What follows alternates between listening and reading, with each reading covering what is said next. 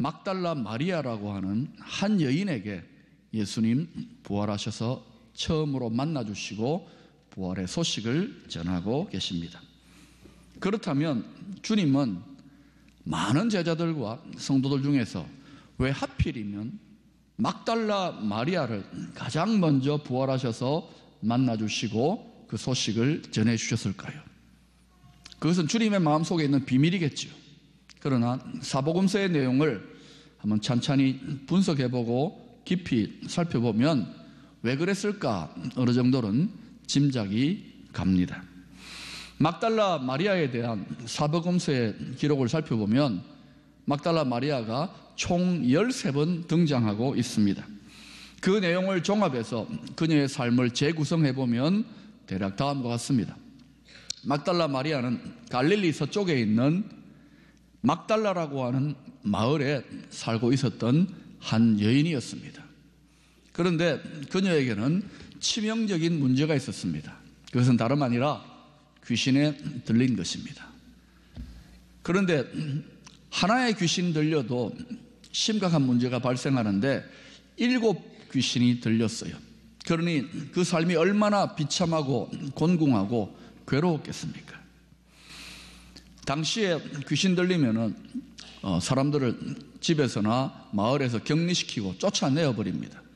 그러니 여인의 몸으로 쫓겨나가지고 이리저리 방황하면서 떠돌고 있는 삶을 생각해 보세요. 비참하기 이를 데 없을 것입니다. 아마도 막달라 마리아는 순간순간 제정신이 돌아올 때에 이렇게 힘들고 괴로운 인생 차라리 죽어야 되겠다라고 여러 번 자살을 시도했을지도 모릅니다.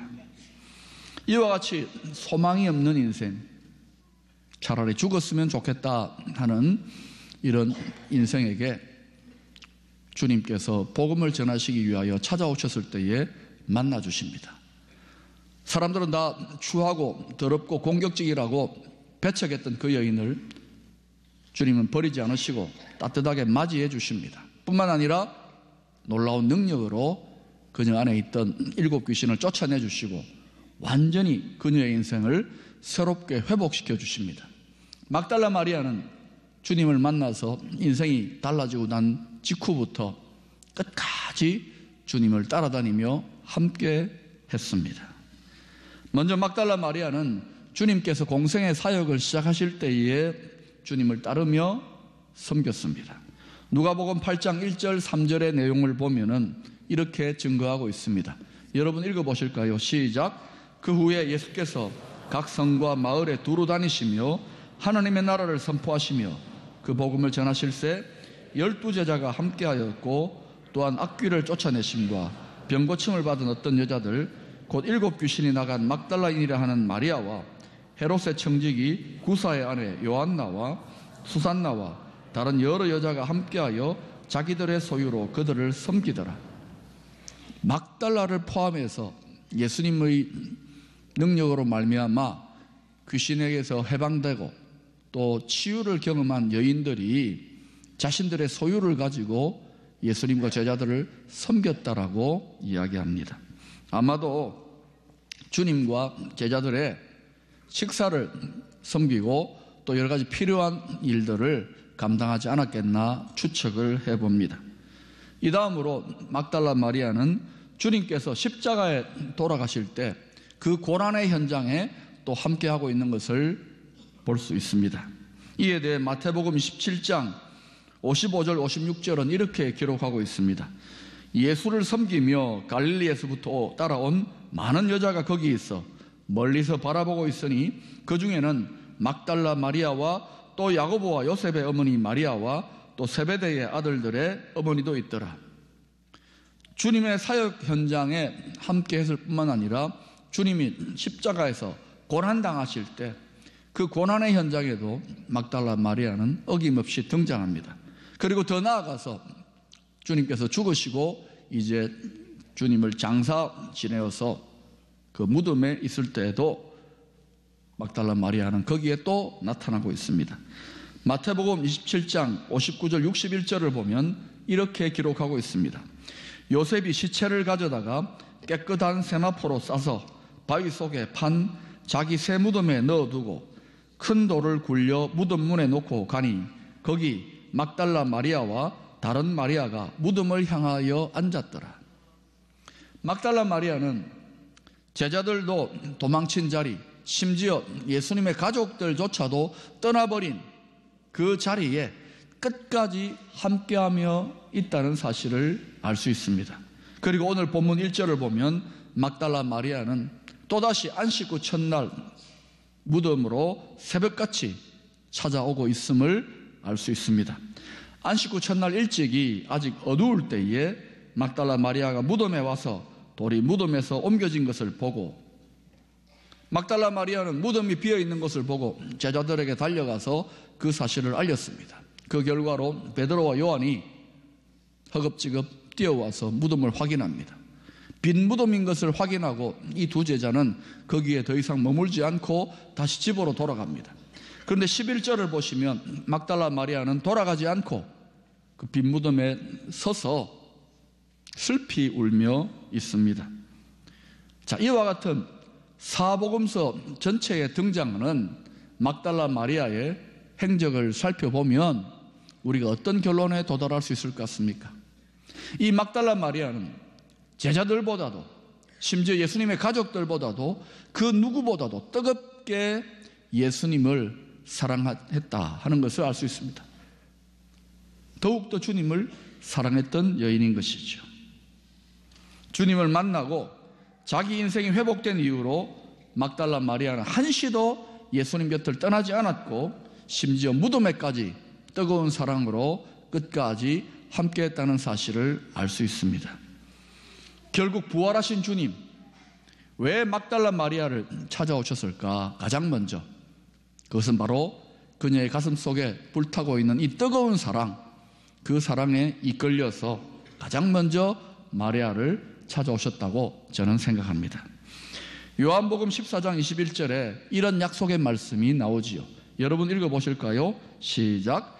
나의 계명을 지키는 자라야 나를 사랑하는 자리, 나를 사랑하는 자는 내 아버지께 사랑을 받을 것이요 나도 그를 사랑하여 그에게 나를 나타내리라. 누구든지 전심으로 주를 사랑하는 자는 바로 그에게 주님께서 자기 자신을 나타내 주시겠다고 약속하고 있는 것입니다. 오늘날도 부활하신 주님을 생생하게 만날 수 있는 사람은 바로 누구냐? 막달라 마리아처럼 주님을 향하여 뜨거운 사랑을 고백하고 있는 성도들인 줄로 믿습니다. 그렇다면 막달라 마리아처럼 주님을 사랑한다는 것, 좀 더 구체적으로는 어떠한 모습일까요? 막달라 마리아의 사랑의 특징에 대해서 한번 살펴보십시다. 첫 번째, 막달라 마리아는 받은 은혜를 갚기 위하여 살아갔다는 것을 알 수 있습니다. 막달라 마리아, 7 귀신 들려서 폐인처럼 살다가 주님 만나서 인생이 완전히 달라집니다. 회복됩니다. 그러면 보통은 어때요? 문제 해결되면 감사합니다 그것으로 뚝 끊어지는 것이 아니라 막달라 마리아는 바로 그 문제 해결의 자리로부터 은혜 갚기 위하여 주님을 계속해서 따라다니고 있습니다. 성경에 보면은 예수님 만나가지고 귀신이 쫓겨나가고 병이 고쳐지고 은혜를 크게 받은 사람들이 많이 등장하는데, 막달라 마리아처럼 처음부터 끝까지 주님을 따라다니며 그 은혜의 빚을 갚기 위하여 열심내었던 사람은 거의 없습니다. 이런 말이 있죠. 사람이 상처는 돌에 새기고 은혜는 모래에 새긴다. 받은 상처는 돌에 새기는 것처럼 좀처럼 잃어버리지 아니하고 더욱더 상처가 깊어지고 앙심을 품게 되지만, 은혜는 너무도 쉽게 잊어버리는 것이 사람의 마음의 특징입니다. 그러나 막달라 마리아, 받은 은혜를 잊지 않았습니다. 자기 마음판에 마치 돌에 새겨놓듯이 그 큰 은혜를 깊이 새겨놓고 단단히 그 은혜를 지켜갔습니다. 뿐만 아니라 그 은혜의 빚진 자로 은혜 갚기 위하여 삶으로 자기의 사랑을 구체적으로 표현했다는 것입니다. 두 번째로, 막달라 마리아, 주님과 제자들의 필요를 채우면서 섬기는 삶을 살았다는 것이죠. 12 제자들과 함께 본격적인 사역을 감당하시는 예수님을 막달라 마리아는 자신의 소유를 들여서 섬기기 시작했습니다. 식사 문제를 포함해가지고 그러한 공동체가 유지될 수 있도록 하는데 필요한 허드렛 일들, 뒷감당을 다 했던 것 같습니다. 데살로니가전서 1장 3절에는 사랑의 수고라고 하는 표현이 나옵니다. 왜 사랑인데 사랑의 수고라고 표현할까요? 여러분, 우리가 흔히 이런 말 하지요. 사랑한다면 증거를 대봐. 그래서 다이아몬드 반지를 내줄 수도 있겠지만, 성도의 사랑의 증거가 뭘까 같습니까? 그것은 바로 사랑하는 대상을 향한 구체적인 섬김의 수고가 그 증거가 되는 것입니다. 여러분, 주님을 사랑하십니까? 주님의 몸된 교회를 사랑하십니까? 그렇다면 말과 혀로만 사랑하고 있는지, 마음으로만 사랑하고 있는지 자신을 돌아보아야 될 것입니다.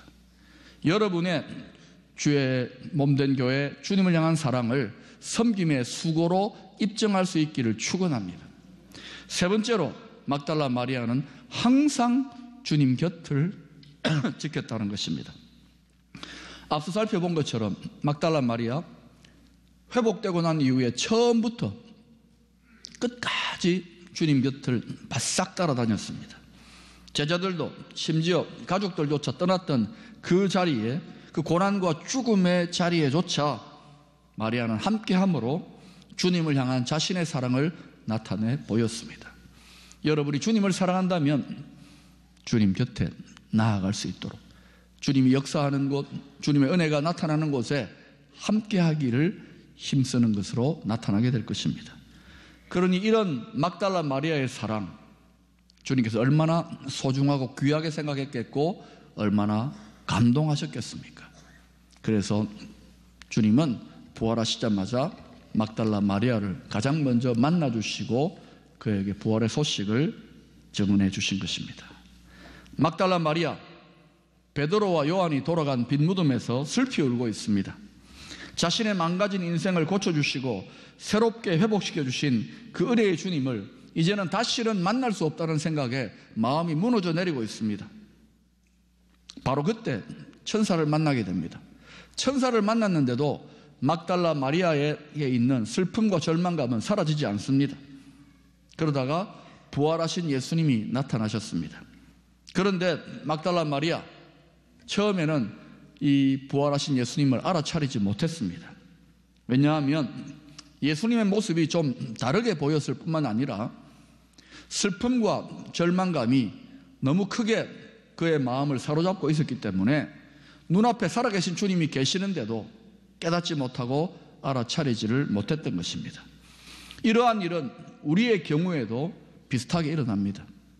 우리는 살아계신 주님이 나와 동행하시고 나와 함께 하신다라고 믿음으로 고백하지만 때때로 인생의 크고 작은 문제에 시달리다가 근심과 염려와 슬픔과 절망감에 우리 마음을 빼앗겨서 우리 곁에서, 우리 안에서 우리와 동행하시고 살아 역사하시는 주님을 깨닫지 못하고 믿지를 못할 때가 우리가 있지 않습니까?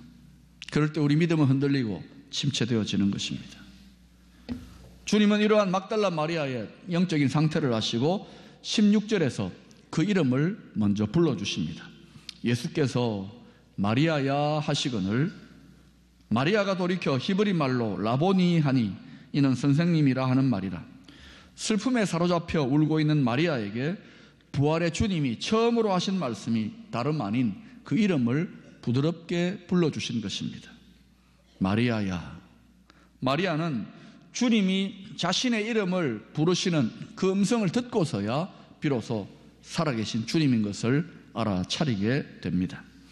여기에서 생각해 볼 수 있는 것, 주님이 부활하신 이후에 하신 첫 말씀이 너는 만민에게 복음을 전파하라. 너는 나의 교회를 세워라. 너는 땅끝까지 내 증인이 되라. 이런 원대한 비전의 말씀이 아니었다는 것입니다. 오히려 부활하신 주님은 상실감과 슬픔과 절망감에 짓눌려 있는 한 성도의 이름을 불러주고 계십니다. 예수님이 마리아의 이름을 불러주셨을 때 마리아는 얼마나 놀랐을까요? 시신으로 사라져버린 줄 알았던 주님이 살아서 눈앞에 나타났습니다. 그리고 마리아야, 그 주님의 음성을 들을 때에 마리아의 믿음은 회복되어졌고 영안이 열리게 된 것입니다. 그 음성에 얼마나 큰 위로와 기쁨이 회복되어졌을까요? 슬픔과 절망감은 떠나가고 큰 기쁨과 감격이 그녀를 사로잡았습니다. 이와 같이 하나님은 우리 또한 낙심하고 눌리고 흔들릴 때 다가오셔서 저와 여러분의 이름을 불러주시는 하나님이십니다. 엘리야 선지자, 차라리 죽여달라고 할 정도로 깊이 침체되고 눌렸을 때에 이제 엘리야는 끝났다고 생각했을 때 하나님은 열왕기상 19장 13절에 호렙산 동굴에 찾아오셔서 엘리야야, 내가 어찌 여기 있느냐라고 부드럽게 불러주십니다. 엘리야는 그 음성을 듣고 하나님과 선지자로서의 믿음을 회복하게 되고 남은 생애 동안 끝까지 사명을 향하여 달려갑니다. 요한복음 21장 15절에 부활하신 주님께서 낙심했던 베드로를 따로 만나서 3번이나 그의 이름을 불러주시죠. 요한의 아들 시몬아, 요한의 아들 시몬아, 요한의 아들 시몬아. 주님을 3번이나 부인했던 베드로의 부끄러운 수치와 상처를 그의 이름을 반복하여 불러주심으로 회복하여 주셨던 것입니다. 사도행전 27장 24절에서 바울 또한 로마로 가는 배가 침몰하는 그러한 위기의 상황 속에서 하나님의 천사를 보내셔서 바울의 이름을 부르십니다. 바울아, 두려워하지 말라. 바울은 이 음성을 듣고서 두려움을 떨쳐내고 담대하게 배에 있는 사람들에게 죽지 않으리라고 그렇게 소망 가운데에 말씀을 전하고 있습니다. 성경이 계시하고 있는 하나님은 온 세상을 다스리시고 우주를 통치하시는 위대하시고 크신 하나님이십니다. 그러나 동시에 하나님은 우리 한 사람 한 사람, 한 영혼 한 영혼을 향하여 큰 관심과 사랑을 가지시고 우리의 이름을 불러주시는 섬세하신 하나님이신 줄로 믿습니다. 부활하신 주님, 오늘날도 믿음의 여정에서 인생 광야길에서 슬픔과 낙심과 좌절 가운데 있는 성도들을 찾아오셔서 그 이름을 불러주십니다. 여러분, 이 시간 주님께서 저와 여러분의 이름을 실제로 불러주신다고 생각하고 여러분이 자신의 이름을 한번 불러보도록 하겠습니다. 시작. 진서가. 제 이름 부르지 말고 여러분의 이름을 주님이 부르시는 것처럼 불러보라니까요. 한 번 더. 시작. 진서가. 저는 사역을 하면서 또는 믿음의 여정을 걸어갈 때에 좀 지치고 힘들 때 스스로 제 이름을 불러봅니다. 마치 주님이 저의 이름을 불러주시는 것처럼. 여러분, 이런 찬송 기억나실 겁니다. 나를 지으신 주님, 내 안에 계셔. 처음부터 내 삶은 그의 손에 있었죠. 내 이름 아시죠. 내 모든 생각도, 내 흐르는 눈물 그가 닦아 주셨죠. 주님이 우리의 이름을 불러주신다는 것, 주님이 우리의 이름을 아신다는 것, 그것은 우리가 당면하고 있는 모든 상황과 형편, 우리의 슬픔과 고민과 고통을 다 헤아리고 계신다는 거예요. 그리고 도와주실 수 있다는 것을 의미하는 것입니다. 부활의 주님이 마리아라고 그 이름을 불러주셨을 때에 마리아는 큰 기쁨과 감격 속에 주님을 붙들려고 합니다. 그러자 주님은 17절에서 마리아에게 나를 붙들지 말라고 하십니다. 너무도 반가워하는 마리아에게 주님의 이런 말씀은 좀 섭섭하게 들릴 수도 있을 것입니다. 그러나 이 말씀은 단순히 만지지 말라는 뜻이 아닙니다. 많은 신학자들은 이 말씀의 의미를 이렇게 해석하고 있습니다. 이제는 나를 눈으로 보고 손으로 만지고 얼굴을 대면하는 방식으로 그렇게 교제하지 말자는 것입니다. 이제는 부활의 주님과 새로운 방식으로 교제하자는 거예요. 그것은 바로 영적인 교제를 의미합니다. 우리는 예수 그리스도를 믿고 우리 안에 예수 그리스도의 영, 성령 하나님을 모시고 살아갑니다. 이제는 성령님의 도우심으로 말미암아 살아계신 주님과 누구든지 믿는 성도라면 영적인 교제를 할 수 있는 길이 열려진 줄로 믿습니다. 그래서 우리는 살아계신 주님과 영적 교제를 나눌 수 있게 된 것입니다. 유진 피터슨은 일상 부활을 살다라는 책에서 마귀가 거둘 수 있는 최고의 성과는 바로 성도들로 하여금 스스로를 소위 아무것도 할 수 없는 평신도라고 생각하게 만드는 것이라고 했습니다. 아무것도 할 수 없는 평신도. 평신도라는 단어는 거의 항상 비전문가를 가리킵니다. 성도들은 자신들이 주님과의 인격적인 관계를 맺고 살아가는 일에 있어서조차 비전문가로 생각합니다. 그래서 자신의 모든 영혼의 문제, 살아계신 주님과 친밀하게 교제하고 동행하는 일조차 영적인 전문가에게 맡겨버립니다. 지금도 살아 역사하시는 주님과 깊고도 친밀한 영적 교제는 소위 목회자들이나 특별한 은사를 받은 영적인 전문가들의 몫으로만 생각합니다. 나하고는 무관한 일로 생각합니다. 그러나 오늘 말씀에서 부활하신 주님, 다시 살아나신 주님이 처음으로 만나주신 사람이 소위 전문가인 사도들이 아니라 평신도 막달라 마리아였다는 사실에 주목하십시오. 오늘도 주님을 사랑함으로 간절히 찾고 구하는 자에게 부활의 주님은 그 이름을 불러주시며 우리를 신령한 영적 교제로 초청하여 주신다는 것을 믿으십시오. 막달라 마리아는 부활하신 주님을 새롭게 만나고 나서 그 주님이 주신 사명을 따라 제자들에게 내가 주를 보았다라고 증언합니다.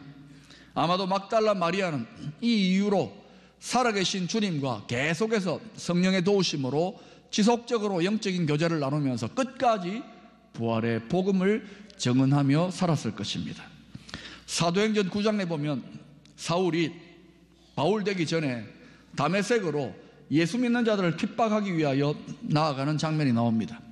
그 여정에서 사울은 하늘로부터 빛 가운데 임하시는 부활의 예수님을 만나게 됩니다. 그 예수님이 사울의 이름을 부르지요. 사울아, 사울아, 내가 어찌하여 나를 박해하느냐. 사울은 이 부활의 주님의 음성을 듣고 난 다음에 그 인생이 완전히 달라집니다. 그래서 그때로부터 그 처음부터 생명 다해 그리고 마지막 순교의 자리에 이르기까지 생명 다해 뜨겁게 부활의 복음을 증거하는 사명자로 쓰임받았습니다.